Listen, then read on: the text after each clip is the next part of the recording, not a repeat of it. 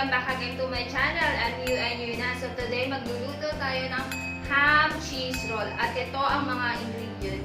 Before we start ang ating ham cheese roll, if you are new to my channel, don't forget to click the big subscribe button down and notification bell to notify you for my latest video.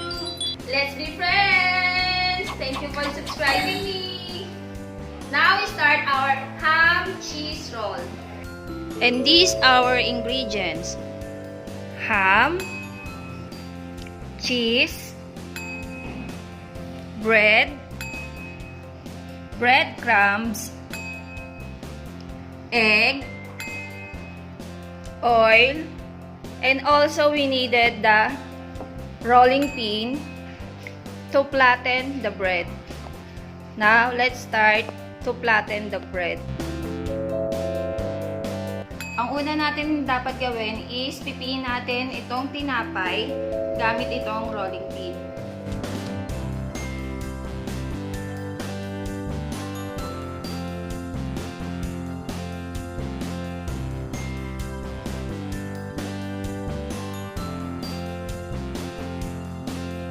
After natin panipisin yung tinapay, so hahatiin natin sa tatlo itong ham at saka cheese, and then iro-roll natin dito sa bread.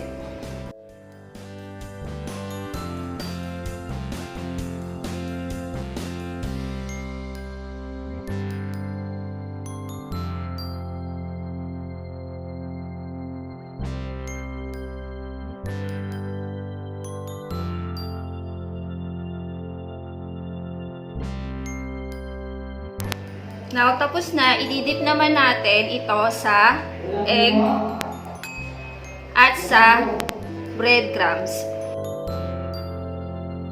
Didip natin sa egg first.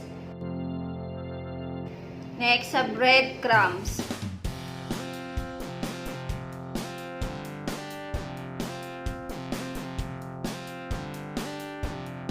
Let's cook! Now, let's cook the ham cheese roll. Let's put the oil. Hintayin natin uminit yung mantika bago natin ipiprito itong ham cheese roll.